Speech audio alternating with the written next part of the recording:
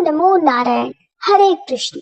प्रिय भक्तजनों, आज हम सब बड़े ही पुण्य और शुभ अवसर पर एकत्र हुए हैं।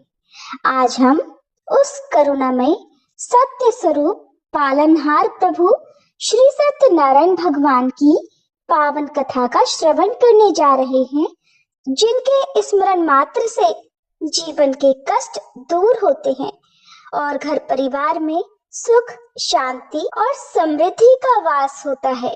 ये कथा केवल सुनने की ही नहीं, बल्कि हृदय से भी अपनाने की कथा है। जो भी भक्त श्रद्धा, विश्वास और सच्चे भाव से श्री सत्यनारायण भगवान की कथा सुनता या कराता है, उसके जीवन में अधूरे कार्य पूर्ण हो जाते हैं, बिगड़े काम बन जाते हैं और प्रभु की कृपा से असंभव भी संभव हो जाता है। आइए हम सब मन, वचन और कर्म से श्री सत्यनारायण भगवान का स्मरण करते हुए सांसारिक चिंताओं को एक क्षण के लिए त्याग कर पूरे भक्ति भाव के साथ इस दिव्य कथा का श्रवण करें।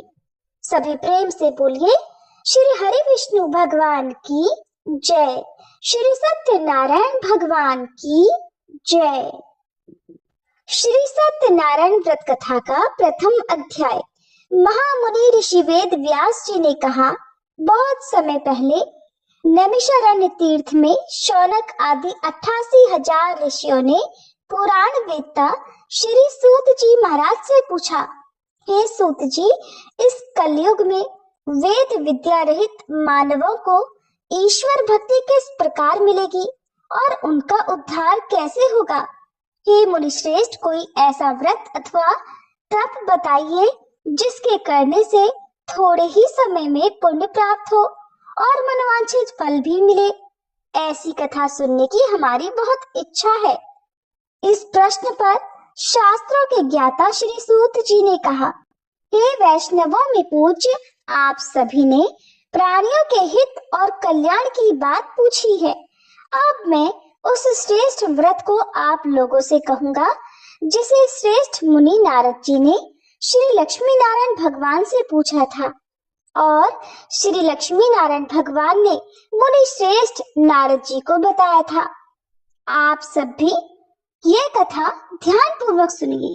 देवर्षि नारद दूसरों के कल्याण हेतु सभी लोकों में घूमते हुए एक समय मृत्यु लोक में जा पहुंचे। वहां पर बहुत सी योनियों में जन्मे प्रायः सभी मनुष्यों को अपने कर्म अनुसार अनेक कष्टों से पीड़ित देखकर उन्होंने विचार किया कि किस प्रयास के करने से निश्चय ही प्राणियों के कष्टों का निवारण हो सकेगा। मन में ऐसा विचार करके श्री नारद जी विष्णु लोक को गए। वहां श्वेत वर्ण तथा 4 भुजाओं वाले देवों के ईश नारायण को, जिनके हाथों में शंख, चक्र, गदा तथा पद्म थे तथा वरमाला धारण किए हुए थे, उन्हें देखकर देवर्षि उनकी स्तुति करने लगे।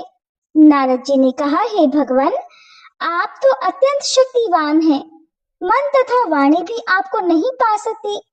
आपका आदि, मध्य, अंत भी नहीं है। आप निर्गुण स्वरूप सृष्टि के कारण भक्तों के कष्टों को नष्ट करने वाले हो। आपको मेरा शत शत नमन है। नारद जी से इस प्रकार की स्तुति सुनकर विष्णु भगवान बोले, हे योगीराज, आपके मन में क्या है? आपका किस कार्य हेतु यहाँ आगमन हुआ है? निसंकोच कहिए। तब देवर्षि नारद ने कहा, प्रभु, मृत्यु लोक में सब मनुष्य जो अनेक योनियों में पैदा हुए हैं, अपने अपने कर्मों द्वारा अनेक प्रकार के कष्टों के कारण दुखी हैं। हे स्वामी, यदि आप मुझ पर दया रखते हैं तो बताइए कि उन मनुष्यों के सब कष्ट थोड़े से ही प्रयत्न में किस प्रकार दूर हो सकते हैं। तब श्री विष्णु भगवान ने कहा, हे नारद, मनुष्यों के कल्याण हेतु आपने यह बहुत उत्तम प्रश्न किया है। जिस व्रत के करने से मनुष्य मोह से छूट जाता है, वह व्रत मैं तुमसे कहता हूँ, सुनो। अति पुण्य दान करने वाला स्वर्ग तथा मृत्यु लोक दोनों में दुर्लभ एक अति उत्तम व्रत है, जो आज मैं तुमसे कहता हूँ। सत्यनारायण भगवान का यह व्रत विधि विधान अनुसार संपन्न करने पर मनुष्य इस धरती पर सभी प्रकार के सुख भोग कर मरणोपरांत मोक्ष को प्राप्त करता है।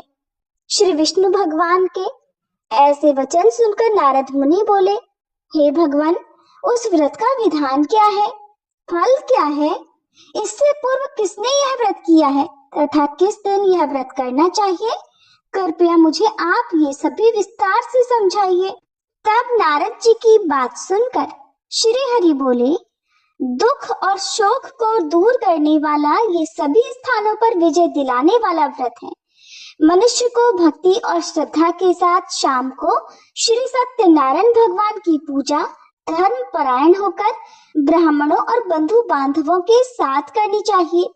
भक्ति भाव से ही नैवेद्य केले का फल, घी, दूध और गेहूं का आटा सवाया ले। गेहूं ना मिले तो गेहूं के स्थान पर साठी का आटा, शक्कर या गुड़ लेकर और सभी भक्षण योग्य पदार्थों को मिलाकर भगवान को भोग लगाएं। ब्राह्मणों सहित बंधु बांधवों को भी भोजन कराएं। उसके बाद स्वयं भोजन करें। भजन कीर्तन के साथ भगवान की भक्ति में लीन हो जाएं। इस तरह से सत्यनारायण भगवान का ये व्रत करने पर मनुष्य की सारी इच्छाएं निश्चित रूप से पूरी हो जाती हैं। इस कलिकाल अर्थात कलयुग में मृत्यु लोक में मोक्ष का यही एक सरल उपाय बताया गया है, जिससे थोड़े ही समय में तथा अल्प धन में ही महान पुण्य की प्राप्ति हो सकती है। सभी प्रेम से बोलिए श्री सत्यनारायण भगवान की जय। प्रथम अध्याय संपूर्ण हुआ। आप सुनिए द्वितीय अध्याय। श्री सूत जी महाराज ने कहा, हे ऋषियों, जिन्होंने प्राचीन काल में इस व्रत को किया है उनका इतिहास मैं आप सबसे कहता हूँ, ध्यान से सुनिए। अति सुंदर काशीपुर नगरी में एक अति निर्धन ब्राह्मण रहा करता था। वह भूख और प्यास से व्याकुल होकर हर समय दुखी रहता था। ब्राह्मणों से प्रेम करने वाले श्री हरि विष्णु भगवान ने उसको दुखी देखकर एक दिन एक बूढ़े ब्राह्मण का वेश धारण कर निर्धन ब्राह्मण के पास जाकर बड़े आदर से पूछा, हे ब्राह्मण, तुम प्रत्येक क्षण ही दुखी होकर पृथ्वी पर क्यों घूमते हो? हे श्रेष्ठ ब्राह्मण, अपनी व्यथा अपना दुख मुझसे कहो, मैं सुनना चाहता हूँ। कष्टों से घिरे उस ब्राह्मण ने कहा, मैं निर्धन ब्राह्मण हूँ, भिक्षा के लिए पृथ्वी पर मारा मारा फिरता हूँ। हे भगवान, यदि आप मुझे इससे मुक्ति पाने का कोई उपाय बता सकते हो तो कृपया मुझे बताइए। वृद्ध ब्राह्मण का रूप धारण किए हुए श्री विष्णु भगवान ने तब कहा, हे ब्राह्मण, श्री सत्यनारायण भगवान मनोवांछित फल देने वाले हैं, इसलिए तुम उसका विधि अनुसार पूजन करो, जिसके करने से मनुष्य सब दुखों से मुक्त हो जाता है। दरिद्र ब्राह्मण को व्रत का संपूर्ण विधान बतलाकर बूढ़े ब्राह्मण का रूप धरे श्री सत्यनारायण भगवान अंतर ध्यान हो गए। वृद्ध ब्राह्मण ने जिस व्रत को बतलाया है मैं उसको अवश्य विधि विधान सहित करूंगा, ऐसा निश्चय कर वह दरिद्र ब्राह्मण घर चला गया। परंतु उस रात ब्राह्मण को नींद ही नहीं आई। अगले दिन वह सुबह जल्दी उठा और श्री सत्यनारायण भगवान का व्रत करने का निश्चय कर भिक्षा मांगने के लिए चल दिया। उस दिन उसको भिक्षा में अधिक धन मिला, जिससे उसने पूजा का सभी सामान खरीदा तथा घर आकर अपने बंधु बांधवों के साथ विधि पूर्वक भगवान श्री सत्यनारायण का व्रत किया, जिसके करने से वह निर्धन ब्राह्मण सब कष्टों से छूटकर अति धनवान हो गया। उस समय से वह ब्राह्मण प्रत्येक माह व्रत करने लगा। सत्यनारायण भगवान के व्रत को जो शास्त्र विधि के अनुसार श्रद्धा पूर्वक करेगा वह सब कष्टों से छूटकर मोक्ष को प्राप्त करेगा। जो भी मनुष्य श्री सत्यनारायण भगवान का व्रत करेगा वह सब कष्टों से छूट जाएगा। इस प्रकार नारद जी से सत्यनारायण भगवान का कहा हुआ यह व्रत मैंने तुमसे कहा है। हे श्रेष्ठ ब्राह्मणों, अब आप और क्या सुनना चाहते हो मुझसे कहो। तब ऋषियों ने कहा, हे मुनीश्वर, संसार में उस विप्र से सुनकर फिर किस किसने इस व्रत को किया, हम सब वह भी सुनना चाहते हैं। मुनियों से ऐसा सुनकर श्री सूत जी ने फिर कहा, हे मुनिगणों, जिस जिस प्राणी ने भी इस व्रत को किया है उन सब की कथा भी सुनो। एक समय वह धनी ब्राह्मण बंधु बांधवों के साथ शास्त्रीय विधि के अनुसार अपने घर पर श्री सत्यनारायण भगवान का व्रत कर रहा था। उसी समय एक लकड़ी बेचने वाला बूढ़ा व्यक्ति वहां आया। उसने सिर पर रखा लकड़ियों का गट्ठर बाहर रख दिया और ब्राह्मण के मकान में चला गया।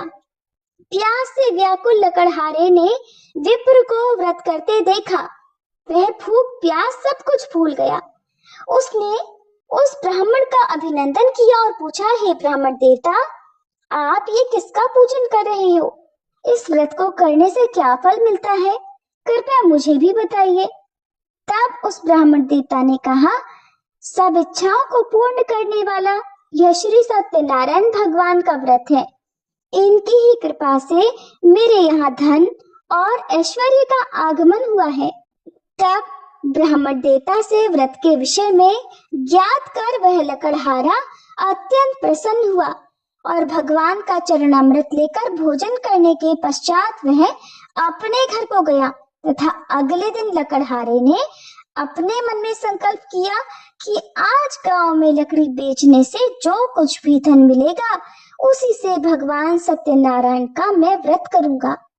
मन में ऐसा विचार कर वह लकड़हारा लकड़ियों का गट्ठर अपने सिर पर रखकर जिस नगरी में धनवान लोग रहा करते थे ऐसे सुंदर नगर में गया। उस दिन उसे उन लकड़ियों के दाम पहले दिनों से चौगुना मिले।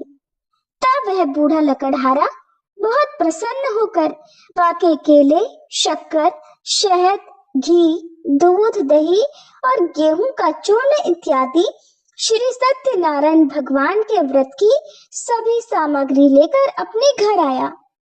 फिर उसने अपने बंधु बांधवों को बुलाकर विधि विधान के साथ भगवान का पूजन एवं व्रत किया। उस व्रत के प्रभाव से वह बूढ़ा लकड़हारा धन धान्य से युक्त हुआ तथा संसार के समस्त सुख भोग कर वैकुंठ को चला गया। सभी प्रेम से बोलिए श्री सत्यनारायण भगवान की जय।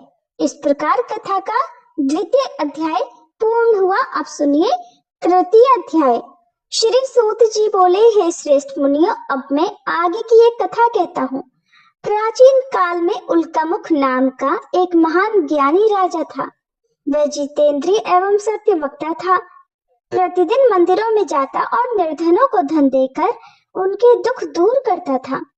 उसकी पत्नी कमल के समान सुंदर मुख वाली और सती साध्वी थी। एक दिन भद्रशिला नदी के तट पर वे दोनों विधि विधान सहित श्री सत्यनारायण भगवान का व्रत और पूजन कर रहे थे।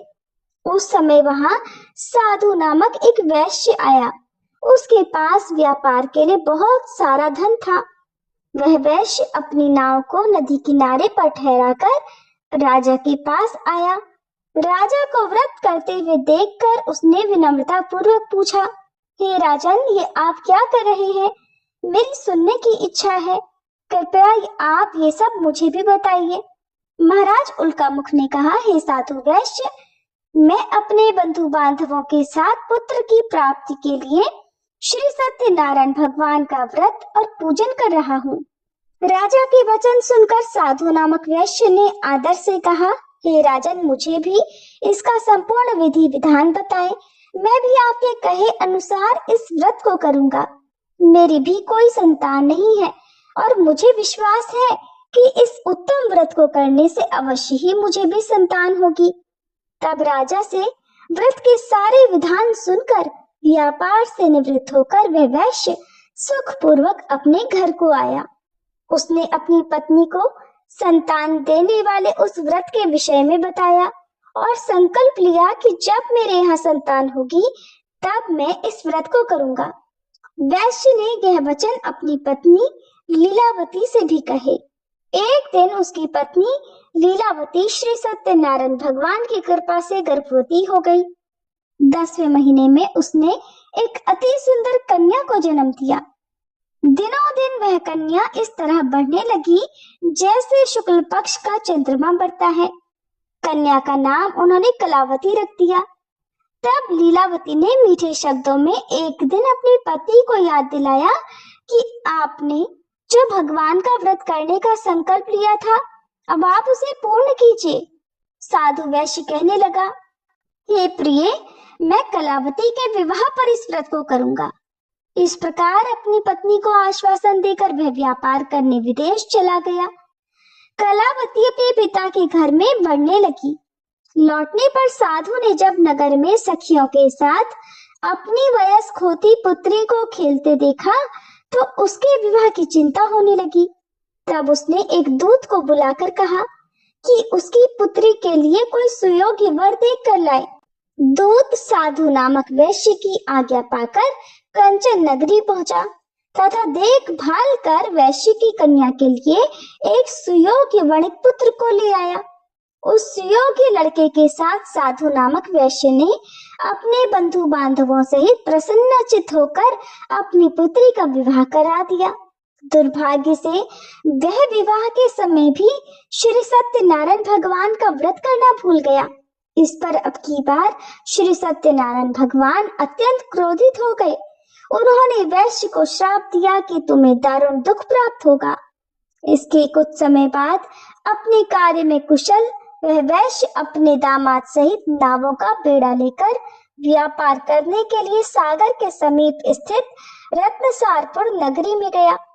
रत्नसारपुर पर चंद्रकेतु नामक राजा राज्य करता था। दोनों ससुर जमाई चंद्रकेतु राजा के उस नगर में व्यापार करने लगे।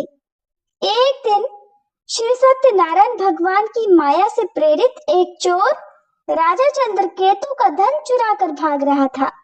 राजा के दूतों को अपने पीछे से आते देखकर चोर ने घबराकर राजा के धन को वैश्य की नाव में चुपचाप छुपा दिया, जहां वे ससुर जमाई ठहरे हुए थे, और वहां से भाग गया। जब दूतों ने नाव की तलाशी ली तो चोरी किया हुआ धन नाव में ही निकला। तब उन्होंने ससुर दामाद को ही चोर समझा और वे उन ससुर दामाद को बांध कर ले गए तथा राजा के समीप पहुंचकर बोले, महाराज, आपका धन चुराने वाले ये दो चोर हम पकड़ कर लाए हैं, आप देखकर आज्ञा दीजिए। तब राजा ने बिना उस वैश्य की कोई भी बात सुने उन्हें कारागार में डालने की आज्ञा दे दी। इस प्रकार राजा की आज्ञा से उनको कारावास में डाल दिया गया और उनका सारा धन भी छीन लिया गया। सत्यनारायण भगवान के कोप के कारण ही उस वैश्य की पत्नी लीलावती और पुत्री कलावती भी घर पर बहुत दुखी हुई। उनका सारा धन चोर चुरा कर ले गए। मानसिक और शारीरिक पीड़ा तथा भूख प्यास से अति दुखी होकर भोजन की आस में कलावती एक ब्राह्मण के घर पर गई। उसने ब्राह्मण को श्री सत्यनारायण भगवान का व्रत विधि पूर्वक करते देखा। उसने कथा सुनी तथा श्रद्धा पूर्वक प्रसाद ग्रहण करके रात को घर आई तो घर पर माता ने कलावती से पूछा, हे पुत्री, तू अब तक कहाँ रही? मैं तेरे लिए बहुत चिंतित थी। माता के शब्द सुनकर कलावती कहने लगी, हे माते, मैंने एक ब्राह्मण के घर पर श्री सत्यनारायण भगवान का व्रत होते देखा है और मेरी भी उस उत्तम व्रत को करने की इच्छा है। माता ने कन्या के वचन सुनकर सत्यनारायण भगवान के पूजन की तैयारी की। उसने बंधुओं सहित श्री सत्यनारायण भगवान का पूजन और व्रत किया तथा वर मांगा कि मेरे पति और दामाद शीघ्र ही घर लौट आए। साथ ही विनती की कि हे प्रभु, अगर हमसे कोई भूल हुई हो तो हम सभी का अपराध क्षमा करो। श्री सत्यनारायण भगवान इस बात से प्रसन्न हो गए। उन्होंने राजा चंद्रकेतु को स्वप्न में दर्शन देकर कहा, हे राजन, जिन दोनों वैश्यों को तुमने बंदी बनाकर रखा है वे दोनों ही निर्दोष हैं। उन्हें प्रातः काल ही छोड़ दो। उनका सब धन जो तुमने अधिग्रहित कर लिया है लौटा देना, नहीं तो मैं तुम्हारा राज्य, धन, पुत्र आदि सब कुछ नष्ट कर दूंगा। राजा से ऐसे वचन कहकर भगवान अंतर्ध्यान हो गए। इसके बाद प्रातः काल राजा चंद्रकेतु ने दरबार में सबको अपना स्वप्न सुनाया तथा सैनिकों को आज्ञा दी कि उन दोनों वैश्यों को कारागार से मुक्त करके दरबार में लेकर आया जाए। दोनों ने आते ही राजा को प्रणाम किया। तब राजा ने कोमल वचनों में कहा, हे महानुभावों, तुम्हें अज्ञानतावश ऐसा कठिन दुख प्राप्त हुआ है। अब तुम्हें कोई भय नहीं है, तुम मुक्त हो। इसके बाद राजा ने उनको नए वस्त्र आभूषण पहनाए तथा उनका जितना धन लिया था उससे दोगुना लौटाकर आदर सहित विदा कर दिया। इस प्रकार दोनों वैश्य अपने घर को चल दिए। सभी प्रेम से बोलिए श्री सत्यनारायण भगवान की जय। इस प्रकार सत्यनारायण व्रत कथा का तीसरा अध्याय पूर्ण हुआ। अब सुनिए चौथा अध्याय। श्री सूत जी ने आगे कहा, वैश्य ने यात्रा आरंभ की और अपने नगर को चल पड़ा। उनके थोड़ी दूर आगे बढ़ने पर दंडी वेशधारी श्री सत्यनारायण भगवान ने उसकी परीक्षा लेनी हेतु उससे पूछा, हे वैश्य, तेरी नाव में क्या है? अभिमानी वाणी खसता हुआ बोला, हे दंडी, आप क्यों पूछते हैं? क्या धन लेने की इच्छा है? मेरी नाव में तो बेल के पत्ते भरे हैं। वैश्य के ऐसे वचन सुनकर दंडी वेशधारी श्री सत्यनारायण भगवान बोले, तुम्हारा वचन सत्य हो। ऐसा कहकर वे वहां से चले गए और कुछ दूर जाकर समुद्र के तट पर बैठ गए। दंडी महाराज के जाने के बाद वैश्य ने नित्य क्रिया से निवृत्त होने के बाद नाव को ऊंची उठी देखा तो देखकर हैरान हुआ और नाव में बेलपत्ते आदि देखकर वह मूर्छित होकर धरती पर गिर पड़ा। मूर्छा खुलने पर वह शोक करने लगा। तब उसके दामाद ने कहा, आप शोक मत कीजिए, ये सब दंडी महाराज का ही श्राप है, अतः हमें उनकी ही शरण में चलना चाहिए, वही हमारे दुखों का अंत करेंगे। तब दामाद के वचन सुनकर वह वैश्य दंडी भगवान के पास पहुंचा और अत्यंत भक्ति भाव से पश्चाताप करते हुए बोला, मैंने जो आपसे असत्य वचन कहे थे उनके लिए मुझे क्षमा कर दीजिए। ऐसा कहकर वह शोकाकुल होकर रोने लगा। तब दंडी भगवान बोले, हे वणिक पुत्र, मेरी आज्ञा से ही बार बार तुझे दुख कष्ट प्राप्त हुआ है। तू मेरी पूजा से विमुख हुआ है, तूने अपने संकल्प को भुलाया है। तब उस वैश्य ने कहा, हे भगवान, आपकी माया को तो ब्रह्मादि देवता भी नहीं जान पाते, तब मैं मूर्ख भला कैसे जान सकता हूँ। अब आप प्रसन्न होइए, मैं अपनी क्षमता के अनुसार आपका पूजन करूंगा। आप मेरी रक्षा कीजिए तथा मेरी नौका को पहले की ही तरह धन से परिपूर्ण कर दीजिए। उसके भक्ति से परिपूर्ण वचन सुनकर श्री सत्यनारायण भगवान प्रसन्न हो गए और इसकी इच्छा अनुसार वर देकर अंतर्ध्यान हो गए। तब ससुर और दामाद दोनों ने नाव पर आकर देखा तो नाव धन से भरी हुई थी। फिर वह विधि विधान से भगवान सत्यनारायण का पूजन करके साथियों सहित अपने नगर को चला। जब वह अपने नगर के निकट पहुंचा तब उसने एक दूत को अपने घर पर भेजा। दूत ने साधु वैश्य के घर जाकर उसकी पत्नी को नमस्कार किया और कहा, आपके पति अपने जमाता सहित इस नगर में समीप आ गए हैं। लीलावती और उसकी पुत्री कलावती उस समय सत्यनारायण भगवान का पूजन कर रही थी। दूत का वचन सुनकर साधु की पत्नी ने बड़ी प्रसन्नता के साथ श्री सत्यनारायण भगवान का पूजन पूर्ण किया और अपनी पुत्री से कहा, पुत्री, मैं अपने पति के दर्शन करने को जा रही हूँ, तू भी पूजन पूर्ण करके शीघ्र आ जाना। लेकिन कलावती पूजन और प्रसाद को अधूरा ही छोड़कर अपने पति के दर्शन करने के लिए चल पड़ी। पूजन और प्रसाद की अवज्ञा के कारण सत्यनारायण भगवान ने रुष्ट होकर उसके पति को नाव सहित पानी में डुबो दिया। कलावती अपने पति को न पाकर रोती हुई विलाप करती हुई भूमि पर गिर पड़ी। नौका को डूबा हुआ तथा अपनी पुत्री को रोता हुआ देखकर साधु नामक वैश्य द्रवित होकर बोला, हे प्रभु, मुझसे या मेरे परिवार से अज्ञानतावश जो अपराध हुआ है उसे क्षमा कर दीजिए। उसके ऐसे वचन सुनकर सत्यनारायण भगवान प्रसन्न हो गए। अभी आकाशवाणी हुई, हे वैश्य, तेरी पुत्री मेरा प्रसाद छोड़कर आई है, इसीलिए इसका पति अदृश्य हुआ है। यदि यह घर जाकर प्रसाद ग्रहण करके लौटे तो इसे इसका पति अवश्य मिल जाएगा। आकाशवाणी सुनकर कलावती ने घर पहुंचकर प्रसाद ग्रहण किया और इसके बाद आकर अपने पति को पूर्व रूप में पाकर वह अति प्रसन्न हुई तथा उसने अपने पति के दर्शन किए।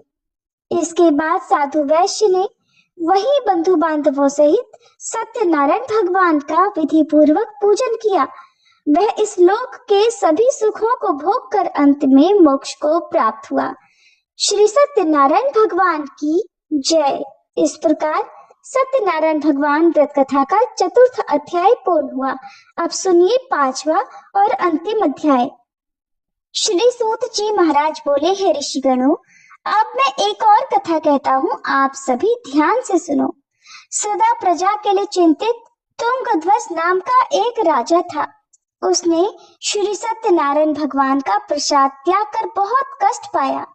एक बार राजा वन में वन्य पशुओं को मारकर बड़ के वृक्ष के नीचे आया। वहां उसने ग्वालों को भक्ति भाव से बंधु बांधवों सहित श्री सत्यनारायण भगवान का पूजन करते देखा, परंतु राजा ये सब देख कर भी अभिमानवश न तो वहां गया और न ही उसने सत्यनारायण भगवान को नमस्कार किया। तब ग्वालों ने भगवान का प्रसाद उसके सामने रखा तो वह प्रसाद को भी छोड़कर अपने नगर को चला गया। उधर नगर में पहुंचकर उसने देखा कि उसका तो सारा राज्य ही नष्ट हो गया है। वह समझ गया कि ये सब भगवान सत्यदेव ने ही रुष्ट होकर किया है। तब वह वन में वापस आया और ग्वालों के समीप जाकर विधि पूर्वक पूजन करके प्रसाद ग्रहण किया तो श्री सत्यनारायण भगवान की कृपा से सब कुछ पहले के ही समान हो गया तथा दीर्घ काल तक सुख भोग कर मरने के बाद वह मोक्ष को प्राप्त हुआ। जो मनुष्य इस श्रेष्ठ दुर्लभ व्रत को करेगा, श्री सत्यनारायण भगवान की कृपा से उसे धन धान्य का कोई भी अभाव नहीं होगा। निर्धन धनी हो जाएगा और बंदी बंधनों से मुक्त होकर निर्भय हो जाता है।